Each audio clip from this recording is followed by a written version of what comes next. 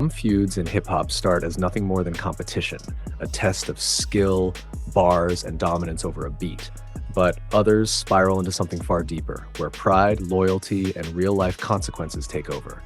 What begins in the booth can quickly bleed into the streets, turning music into something much more dangerous. These are the biggest rap beefs ever, conflicts that didn't just shape careers but defined eras, ended friendships, and in some cases, ended lives. So how did these wars really begin, what pushed them to the edge, and who actually came out on top? Before the world saw them as enemies, Tupac Shakur and the Notorious B.I.G. were close. In the early 90s, Tupac was already a rising superstar, while Biggie was still finding his place in the game. Their bond formed naturally, mutual respect, shared experiences, and long nights of music and conversation. Tupac even gave Biggie advice early on, encouraging him to stay with Sean Puffy Combs, a decision that would later shape Bad Boy Records into a powerhouse. But everything changed on one night in 1994 when Tupac was shot multiple times inside Quad Studios in New York. Surviving the attack physically, he came out mentally scarred, convinced that people he trusted, possibly even Biggie, knew more than they let on. Whether true or not, that suspicion ignited one of the most infamous rivalries in music history. What followed wasn't just music, it was war. Diss tracks like Hit 'Em Up turned personal attacks into public spectacle, while Biggie's presence on Who Shot Ya only added fuel to the fire. The East Coast versus West Coast divide became more than a narrative. It became a movement, forcing fans and artists to pick sides. And just when it seemed like the tension couldn't rise any higher, tragedy struck. Tupac was killed in Las Vegas in 1996, and just months later, Biggie was murdered in Los Angeles. Two icons, gone before their time, leaving behind questions that still haven't been answered. Could things have ended differently if that night in 1994 never happened? In New York, another battle was brewing. This one rooted in pride, legacy, and the crown of the city. Jay-Z and Nas spent years trading subtle shots before things exploded in the early 2000s. With the Notorious B.I.G. gone, the throne was empty, and both men believed it belonged to them. Jay-Z made the first major move with Takeover. God MC, me, Jehovah. Hey, little soldier, you ain't ready for war. ROC too strong for y'all. A calculated attack questioning Nas's relevance and consistency. It was sharp, direct, and strategic. But Nas wasn't finished. When he responded with Ether, everything changed. Fuck Jay-Z. What's up, niggas? Hey, yo, I know you ain't talking about me, dog. You? What? Fuck Jay-Z. You been on my... The track didn't just hit Jay-Z. It dismantled him in the eyes of many fans, turning Ether into a permanent part of hip-hop vocabulary. The battle pushed both artists to their limits, forcing them to elevate their craft in real time. But it also crossed lines, becoming deeply personal in ways that couldn't be ignored. Jay-Z's Super Ugly took things so far that even his own mother stepped in. The reason the record, I ain't think about Calm, or I ain't think about family, or I ain't think about my mom hitting on her mom, or any female being offended by it, because it was supposed to, it was this personal letter for Nas. It was urging him to apologize. And yet, unlike so many other rivalries, this one didn't end in violence. Years later, the same two men who once stood on opposite sides of hip-hop history would share a stage, proving that even the most intense rivalries can find resolution. But the question still lingers. Did Nas truly win, or did both artists walk away as legends? And let the road ride down on you. California, love is what you crave, so on your grave. It's gonna read here live 50, you snitched on minutes to happen. Yo, mammy, yo, happy, that bitch you chasing, your little dirty ass kid. I fucking erase him. Your success is not enough. You wanna be hard, even if you get knocked. Not every beef ends with mutual respect.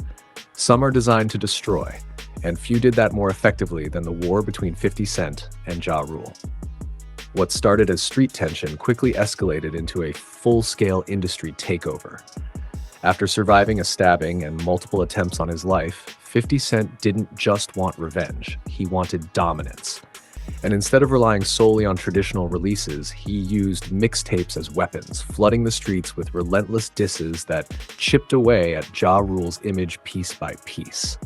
At a time when Ja Rule was dominating the charts with melodic hits, 50 flipped the narrative, painting him as soft and inauthentic.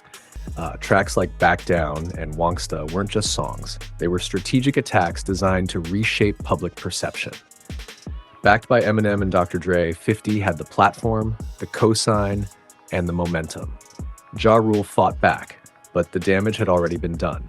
Over time, the balance shifted completely, turning one of the biggest stars in the world into a cautionary tale. Was it just music, or was it one of the most calculated takedowns hip-hop has ever seen?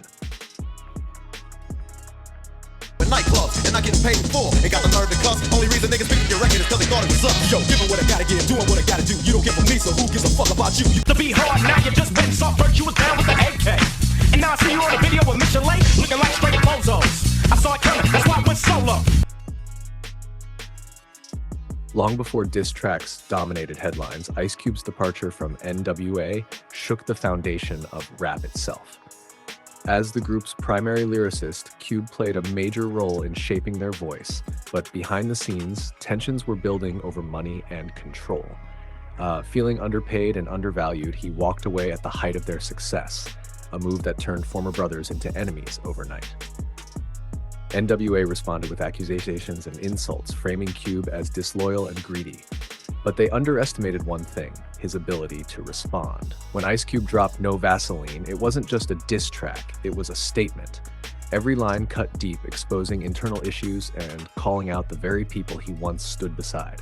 The track was so powerful that even members of NWA later admitted they had no real answer for it.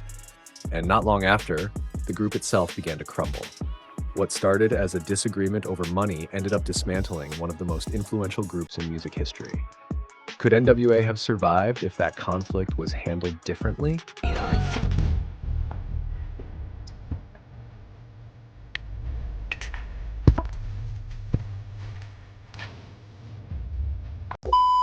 They buzzing, they don't know we have. But he got shot and we ain't playing, but I can show us that. Acting like they really like that, says my Brody dad. Just get out the fans, you bring on with your police, sir. I told Von to. In today's era, rap beefs move faster and often hit harder. The conflict involving NBA YoungBoy and Lil Durk isn't just about music, it's tied to real-life events, losses, and ongoing legal battles.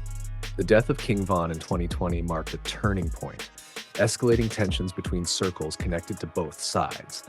Unlike the classic diss track wars, this feud has largely played out through actions, social media, and real-world consequences rather than traditional records. What makes this situation different is how immediate everything feels. There's no time for reflection, no space for resolution, just a cycle that continues to unfold in real time.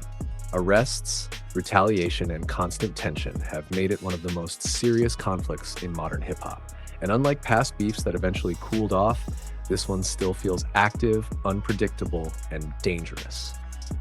Is this the new reality of rap beefs, where the music becomes secondary to what happens outside of it? From lyrical battles that pushed artists to greatness, to conflicts that ended in tragedy, rap beefs have always been part of hip-hop's identity. They showcase competition at its highest level, but also reveal how quickly things can go too far. These stories aren't just about music, they're about ego, survival, and the fine line between entertainment and reality. Some ended in reconciliation, others in loss, but all of them left a mark on the culture that can't be erased.